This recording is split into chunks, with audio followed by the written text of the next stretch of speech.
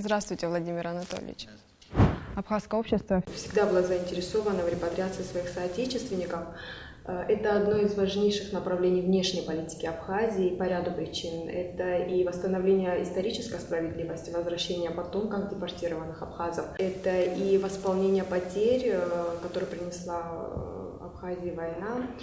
Это и демографические проблемы. Вы представляете абхазо-боснийскую диаспору. Давайте начнем разговор о том, когда и по каким причинам абхазы переселились в Кабардино-Балкарию. В какие годы?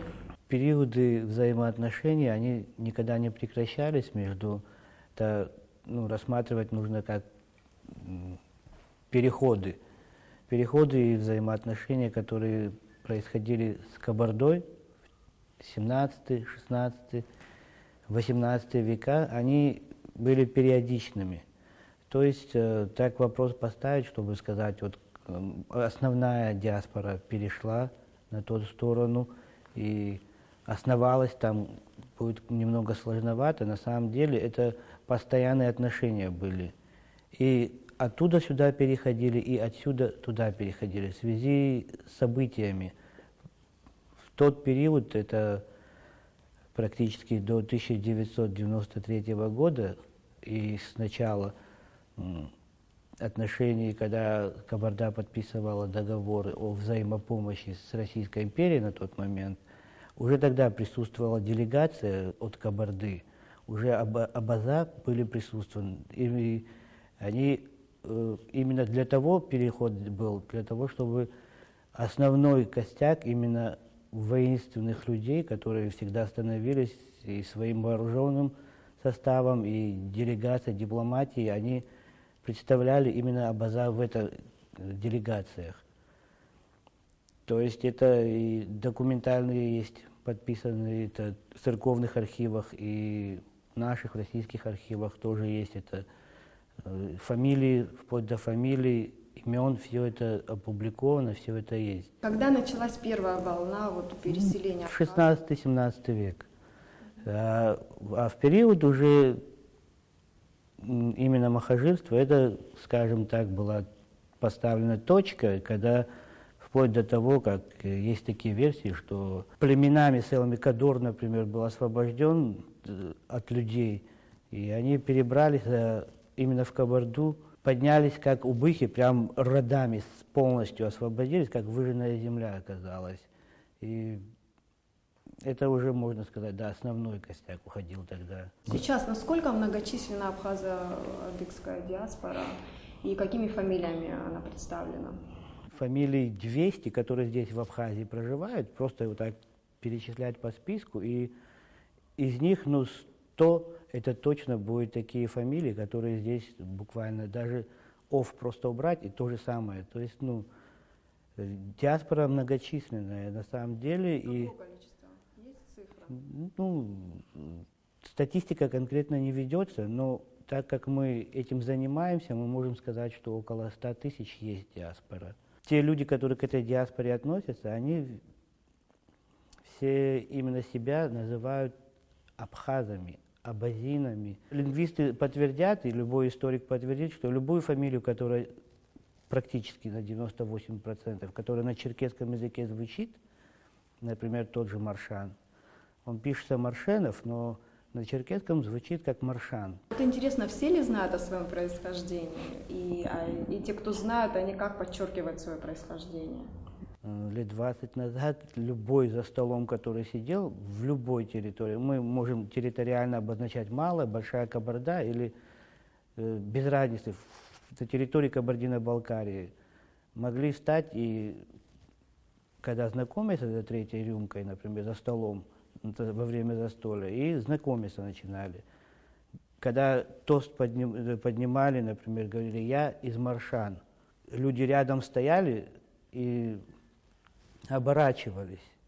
«А, из Маршан? Да, мы знаем таких. У нас фамилия есть Абазоков, Абазов, Абизванов. Это все Абаза. Просто люди немного изменяли свои фамилии. Почему многие пишутся кабардинцами? Я на примере своей возьму фамилии. Моя фамилия проживала на территории Георгиевской, это Ставропольский край. И когда подавались прошения, многие изменяли фамилии, потому что они не давали земли, например. Для того, чтобы переселиться, нужно было куда-то переселиться. Могли просто не дать тебе землю. Или могли не дать ввиду того, что не такой авторитетный род, вообще разрешение на переселение. И многие так на самовыживание, в принципе, и остались. И растворились на территории Краснодарского края, Ставропольской губернии на то время. И люди меняли фамилии. Но так как они говорили на абхазском языке, на абазинском языке, когда приходя даже в Кабарду, люди их начинали говорить Абаза. Они из Абаза. И так привязалась как фамилия. Те же Абазовы, они также и появились там. Как расселялись абхазы, когда вот массово переселялись в Кабардино-Балкарию? Где места компактного их проживания? На данный момент очень компактного проживания, скажем так, это Зольский, Баксанский район. Это самые практически большие районы в Кабардино-Балкарии. Вот они практически заселены именно абхазами и абазинами. Встречаются и убыхские рода также. А есть ли кто из них сохранил абхазский язык? Это, наверное, люди старшего поколения, да? И есть такие люди, встречаются, их очень мало осталось на самом деле. Десяток можно набрать по всей территории Кабардино-Балкарии. Это из старшего поколения. Но есть также много, например, у меня невестка, она абазинка, с моего села, с моего рода. Я сам с Кубы, село мое называется Куба, тоже это топоним тоже такой заставляет задуматься. И вот невестка моя, она абазинка сама, из Тапанта. И они уже в 4-м поколении сохранили язык, они разговаривают, вся семья разговаривает. Может быть, курсы какие-то там проводятся в Кабардино-Балкарии, ведутся курсы? Курсов нету, никакая работа не проводится. На самом деле разрыв большой есть. Да, мы сохранили все свои фамилии, никто от своих фамилий не отказался. Если в школах поставят такой вопрос, что скажут, на уровне факультатива, если мы вам дадим возможность абхазский язык учить, люди пойдут. И это мы немного мониторили, проверяли, там спрашивали. Около 300 человек говорит, я бы отдал своего ребенка. Я хочу, чтобы мой ребенок говорил на абхазском языке. Я не говорю, мой отец не говорил. Но я хочу. Он знает свой род, он знает, что он абхаз. Почему он не должен говорить на абхазском языке? Поэтому изучение абхазского языка – это в первую очередь. Ваша организация, да, вы подробнее расскажете о вашей организации, чем она занимается конкретно, да? Вот. И что предусматривает конкретно соглашение? Пошаговые какие-то наверняка направления там прописаны об активизации взаимоотношений между абхазами и абхазо-адыгской диаспорой в Кабардино-Балкарии и про соглашение. Вот, давайте поговорим об этом. Подписание этого договора именно в основном на культурные отношения, взаимоотношения между абхазо-абазинской диаспорой. Да. Это не то, что какой-то акцент, это основной фундамент нашего договора. Открытие классов, факультативов, танцев, художественные какие-то кружки.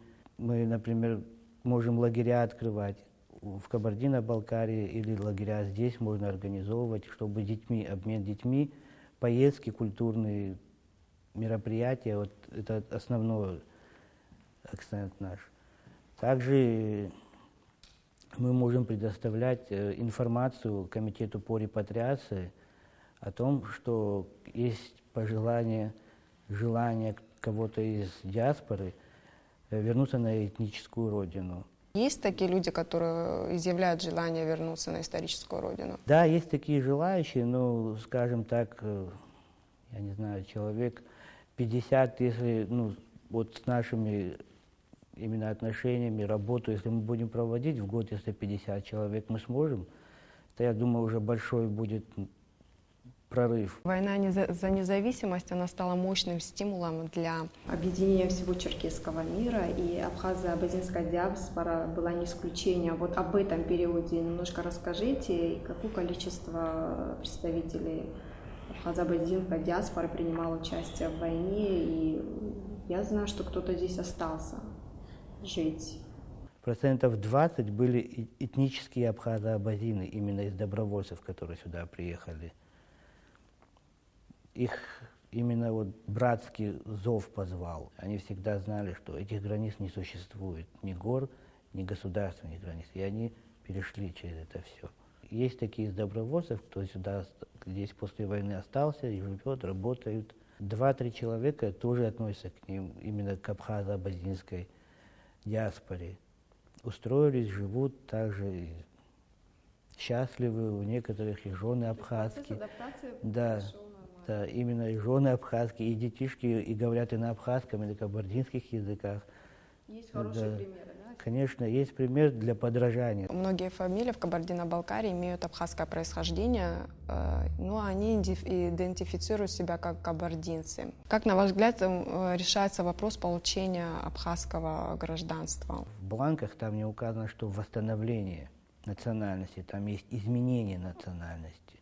Это тоже такой пробел в Конституции, скажем, который не дает свободно пользоваться своим правом конституционным. И приходится изменять свою национальность именно в судебном порядке, потому что органы ЗАГСов дают отказ,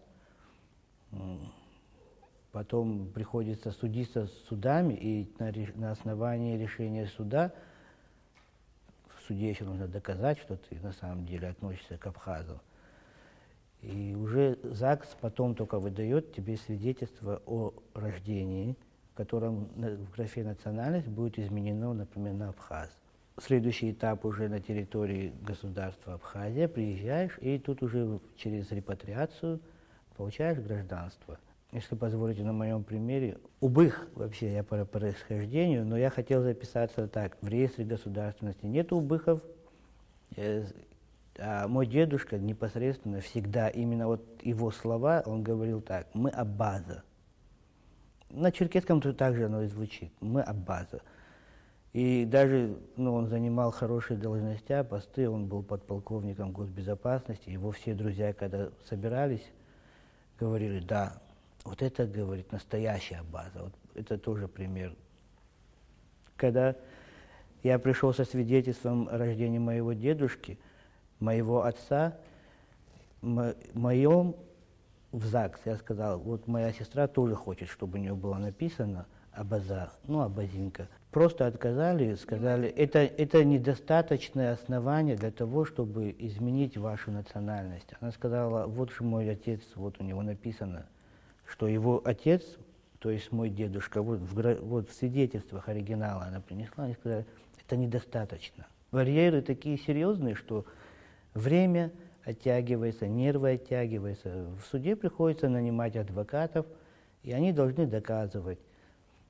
Слава Богу, что есть у нас архивные материалы, которые подтверждают, даже вот касаемо моей фамилии, что были выдворены с Западного Кавказа на территорию Ставропольского края, в данном случае Георгиевска. И оттуда, как они прошение подавали, в Кубу переселения.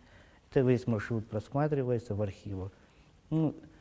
Это я могу сделать, это может мой товарищ сделать. А люди, которые просто, например, он работает, не знаю, там, в подмастерьях у кого-то, который на одну зарплату живет, он не будет ни нанимать ни адвоката, не будет, не проходить этот долгий путь, который у некоторых 2, 3, 4 года затягивается. В Абхазии, скажем, все доходит до того, что, например, есть перечень документов также. Этот перечень документов в себя включает свидетельство о рождении российское. В нем должно быть указано, что ты абхаз. Приехать по упрощенной какой-то программе, пока этой возможности нету. Приходится все равно все-таки проходить эту процедуру, потому что в этом перечне есть эти документы. Вы говорили о сложной судебной процедуре восстановления национальности. Абхазская сторона, как вам может помочь в этой проблеме? В первую очередь именно в оформлении гражданства, чтобы сюда приезжали Маршаны, Чеген, Агировы, Лафишевы, чтобы все эти фамилии, которые проживают у нас, именно из абхазо-абазинской диаспоры, приезжая сюда, были приравнены именно к тем репатриантам, которые по упрощенной процедуре получают гражданство. Бытует вообще мнение такое, что вот в Кабарде очень много из диаспоры, но они вот, если сейчас будет упрощенка, будут ехать сюда тысячами, сотнями. Я сомневаюсь в этом, глубоко сомневаюсь, не из-за того, что там здесь проблемы, там проблемы. Проблем везде хватает, везде. Но люди, если с насиженных мест захотят уйти куда-то, развиваться, где-то заново все начинать, это очень тяжело, я еще раз повторюсь. Поэтому только если будет содействие государства, помощь от государства, именно если будет по гражданству упрощенная система, приравненная к другим репатриантам, только тогда люди изъявят желание и будут в самом деле ехать сюда. К примеру, если приедет сюда с фамилией Маршан, носитель фамилии, и начнет оформлять документы, у него будет прописано кабардинец. Если он без изменений, просто отдыхающий, приехал сюда, к примеру, фамилия Маршан, он знает, что он абхаз, все, с ним встретил какого-нибудь друга с Сухума, к примеру, поговорили и говорит, знаешь, если будет все хорошо, я приеду сюда, я буду здесь жить. Я могу и дом себе купить или квартиру, у меня есть дети, я их отправлю в абхазскую школу. Зайдут, если начнут оформлять документы, его желания недостаточно. Его фамилии родовой тоже, оказывается, недостаточно. Его, того, что даже дед его говорил, какие-то разговорным стилем мог свободно общаться на абхазском, тоже недостаточно. Вы обращались к руководству Абхазии, ставили перед ними эту проблему? Именно эту проблему, я думаю, знают в руководстве Абхазии. Но ставить перед ними эту задачу мы не ставили. А в Госкомитете по репатриации что говорят? Как комментируют эту ситуацию? В Госкомитете на самом деле работает такой коллектив, который сплоченный коллектив. Они больные этим, в хорошем понимании, этим вопросом, они хотят работать. Я думаю, в народе будет это все восприниматься правильно. Лишь бы на высшем уровне это все рассмотрели. Я надеюсь, это было упущение этого вопроса, этой проблемы. И если рассмотрят на высшем уровне, это все можно восполнить. Репатриация – это очень сложный процесс. Для нас это национальная идея объединения разделенного народа, который в силу известных исторических причин оказался в разных географических пространствах. И мы надеемся, что вот ту работу, которую вы сейчас проводите, даст в ближайшем будущем свои плоды. На это очень сильно надеемся. Спасибо вам. Спасибо вам за интервью.